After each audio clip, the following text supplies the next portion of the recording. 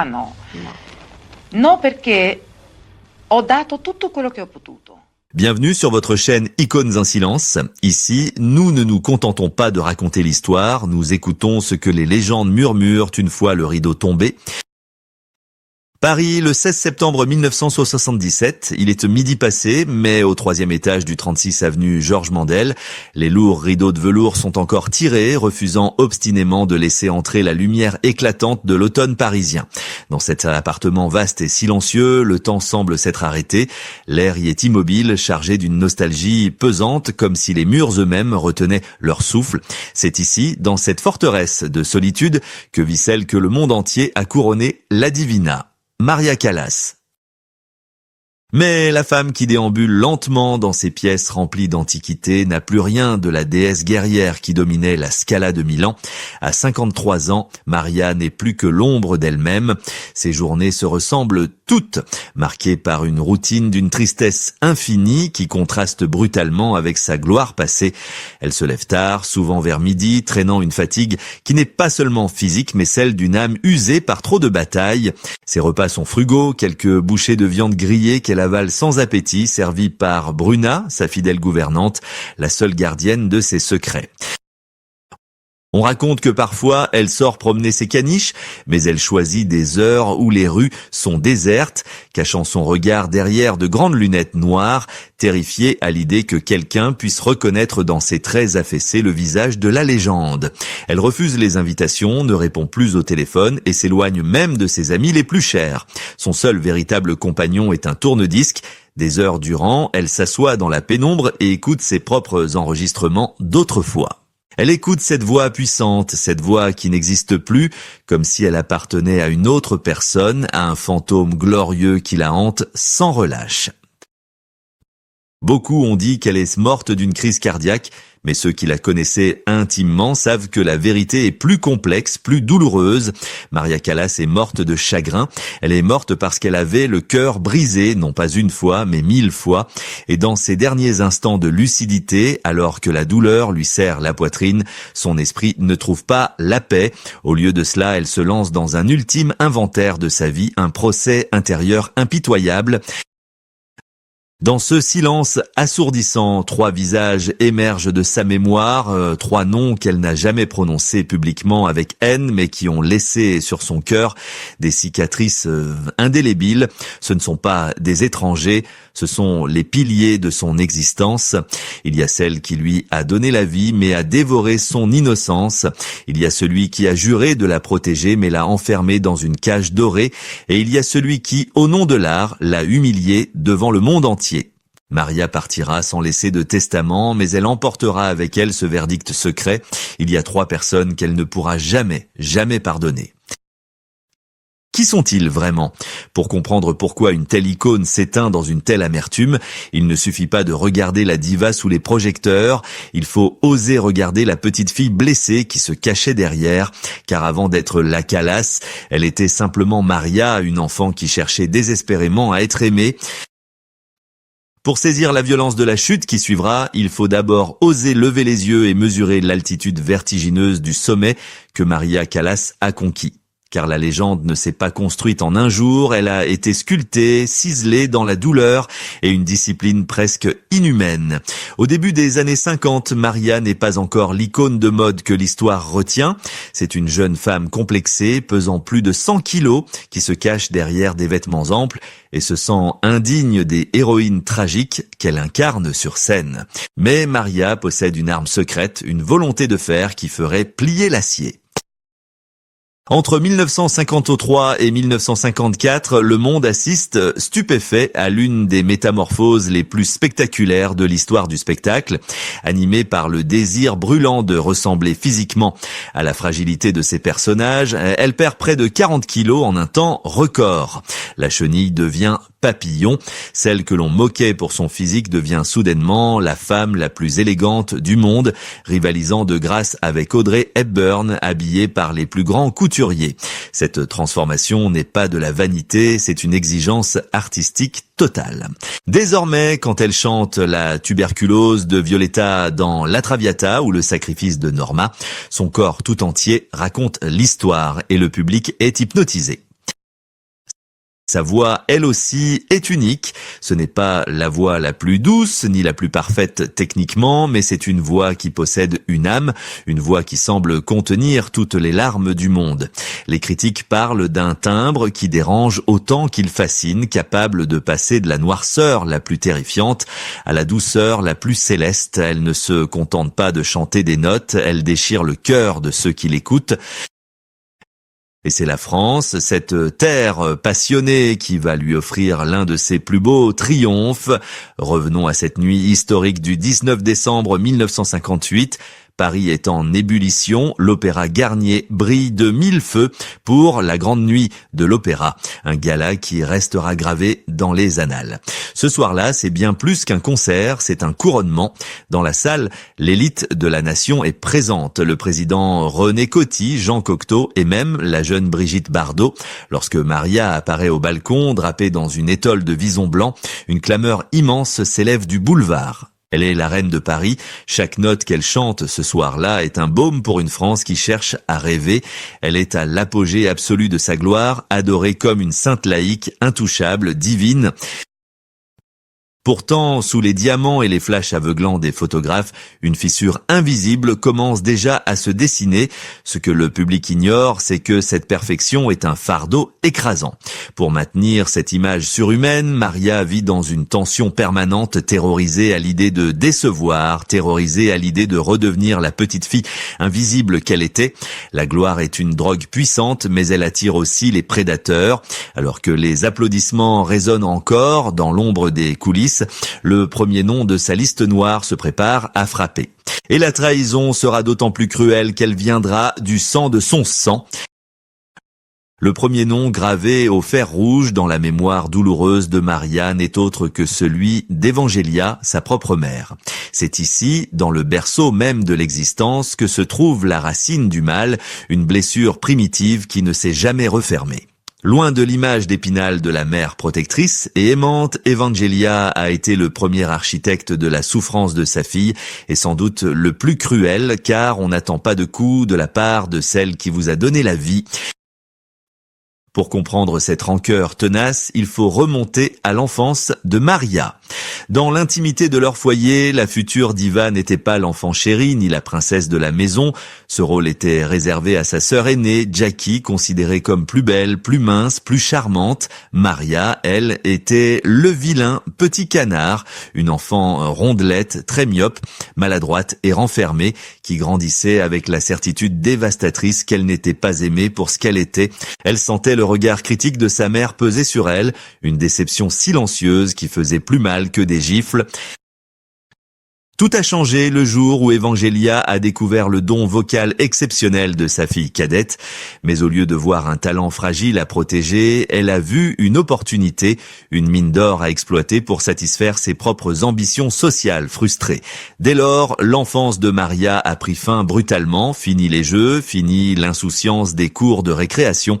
Sa mère lui a imposé une discipline quasi militaire, la forçant à chanter des heures durant, l'exhibant comme un animal savant pour subvenir aux besoins de la famille.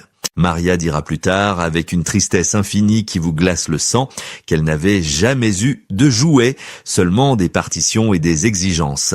On lui a volé le droit d'être une enfant pour la transformer en une petite adulte laborieuse, portant sur ses frêles épaules le poids financier de son foyer.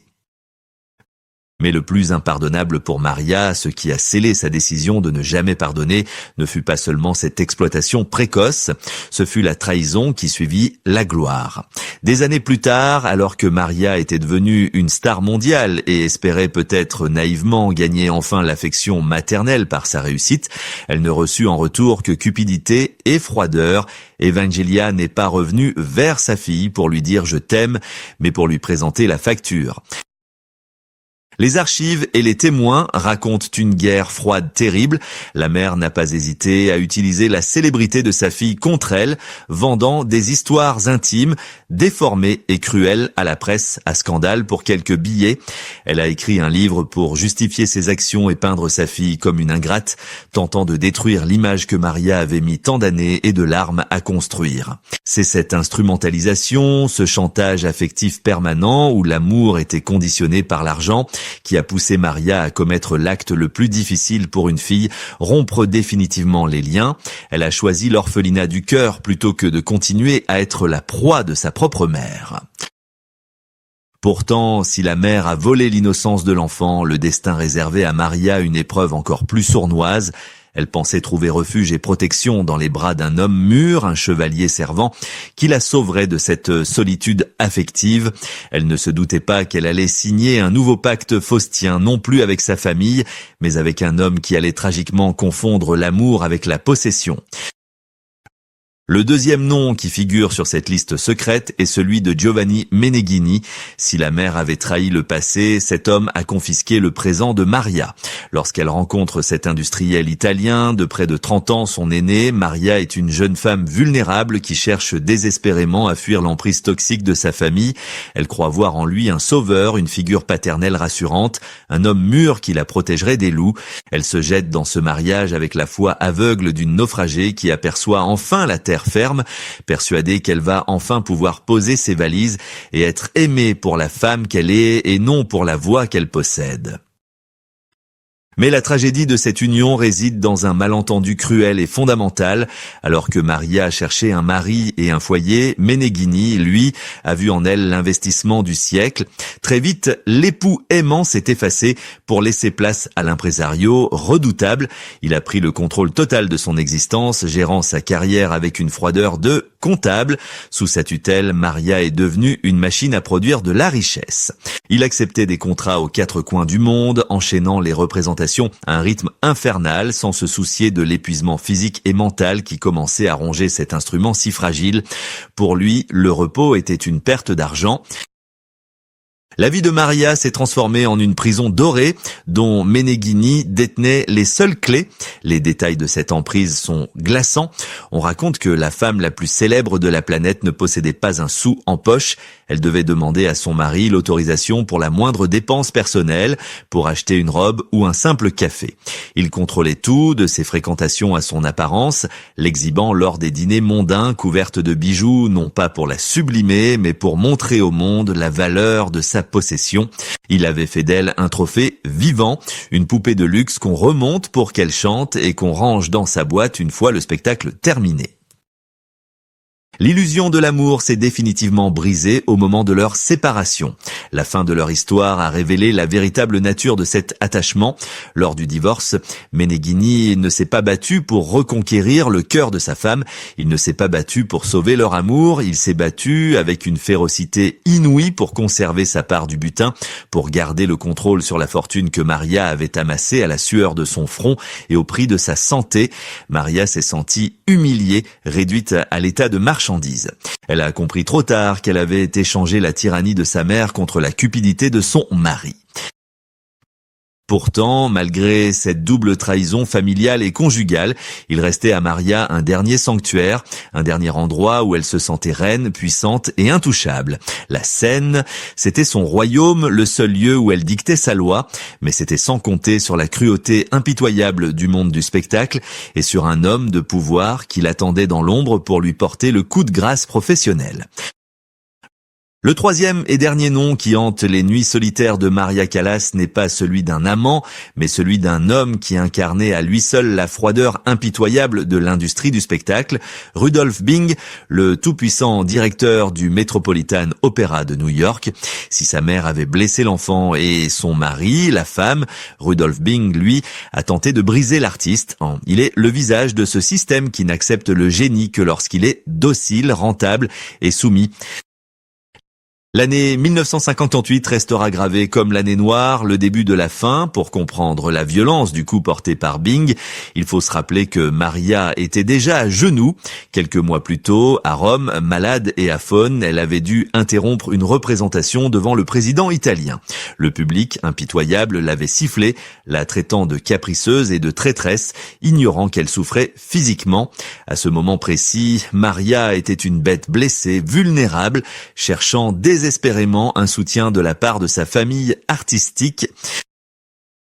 C'est là que Rudolf Bing est entré en scène, non pas avec une main tendue, mais avec un poignard. Au lieu de comprendre que sa star était épuisée, il lui a imposé un ultimatum brutal concernant le choix de ses rôles pour la saison suivante, exigeant qu'elle chante des répertoires qui ne convenaient plus à sa voix fragilisée. Maria a refusé, non par arrogance, mais par intégrité artistique pour protéger ce qui lui restait de son instrument. La réponse de Bing fut d'une violence inouïe. Il ne l'a pas convoquée dans son bureau pour discuter.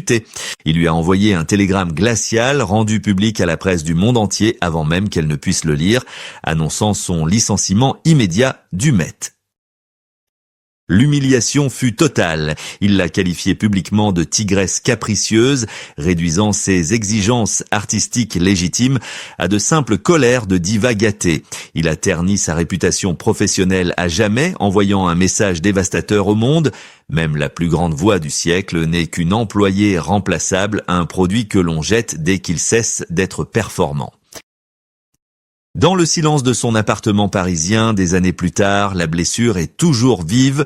Ce que Maria ne pardonne pas à cet homme, et à travers lui à toute l'industrie, ce n'est pas le licenciement en soi, c'est l'ingratitude. Elle qui avait chanté malade, elle qui avait tout sacrifié, sa santé et sa vie privée, pour la gloire des théâtres, s'est vue traitée comme une domestique renvoyée pour faute grave. C'est dans ces moments de lucidité, face à son propre reflet dans le miroir, que Maria brise enfin le silence intérieur. Elle réalise que sa chute n'était pas seulement due au destin, mais à la cruauté de ceux qui l'ont entourée. Elle comprend qu'elle a passé sa vie à essayer de satisfaire les exigences impossibles de sa mère, de son mari et de ses directeurs, en oubliant la seule personne qui comptait vraiment, elle-même. Mais maintenant que le rideau est tombé et que la salle est vide, il reste une dernière question, la plus importante de toutes, celle qui résonne comme un avertissement pour nous tous. L'histoire de Maria Callas dépasse de loin le simple cadre d'une biographie de star ou d'une tragédie grecque moderne. Elle est un miroir tendu vers nous et vers une industrie du spectacle qui, trop souvent, broie ceux qu'elle prétend adorer. Au terme de ce voyage, une vérité douloureuse éclate. Maria Callas a passé sa vie à offrir sa voix au monde, à déchirer son âme sur scène pour notre plaisir. Mais le monde, en retour, a oublié d'écouter son cœur. Elle a cherché l'amour absolu, celui d'une mère, d'un époux, d'un public, mais elle n'a reçu qu'une admiration distante pour son talent et une curiosité malsaine pour ses malheurs. Son destin nous pose des questions qui résonnent encore aujourd'hui avec une force brutale. Combien d'autres artistes, combien d'autres enfants prodiges sont sacrifiés chaque jour sur l'autel de notre divertissement? Sommes-nous prêts à voir l'humain fragile qui tremble derrière le masque de l'icône, ou préférons-nous le confort de l'illusion? Si l'industrie l'avait traité comme une personne et non comme un produit, si sa famille l'avait aimé pour ses faiblesses et non pour sa force, peut-être que la fin de l'histoire aurait été différente. Maria Callas voulait simplement être une femme heureuse, une femme aimée, mais le destin et la cruauté des hommes l'ont condamnée à être une légende immortelle et solitaire. Aujourd'hui, quand vous écouterez à nouveau sa voix s'élever dans un enregistrement grésillant, quand vous entendrez les notes déchirantes de la Tosca ou de Norma, ne l'écoutez pas seulement comme une performance technique parfaite. Écoutez la plainte d'une âme qui a transformé ses cicatrices en diamants, sa véritable vengeance contre ceux qu'elle n'a pas pardonnés, contre sa mère, son mari et ceux qui l'ont rejetée, n'est pas la haine mais la mémoire. Ils ont essayé de la briser, de la contrôler et de la faire taire, mais ils ont échoué, car 50 ans après sa mort, leur nom s'efface dans l'oubli alors que sa voix, elle, continue de régner. Maria Callas s'est éteinte seule dans le silence de son appartement parisien, mais elle nous laisse une leçon éternelle. La gloire ne remplace pas l'amour et les applaudissements ne réchauffent pas une maison vide. Elle n'a pas besoin de notre pitié, elle mérite notre compréhension et notre respect infini. Adieu la Divina. Merci d'avoir payé le prix fort pour que ta voix continue de nous bouleverser, prouvant qu'à la fin, l'art est la seule chose qui survit aux trahisons. C'était l'histoire de Maria Callas sur votre chaîne Icônes un silence. Si ce récit vous a touché, si vous pensez que ces histoires méritent d'être racontées avec dignité, n'oubliez pas de vous abonner et de partager cette vidéo. Ensemble, continuons de faire vivre la mémoire de ceux que l'histoire a tenté de réduire au silence. À bientôt pour une nouvelle légende.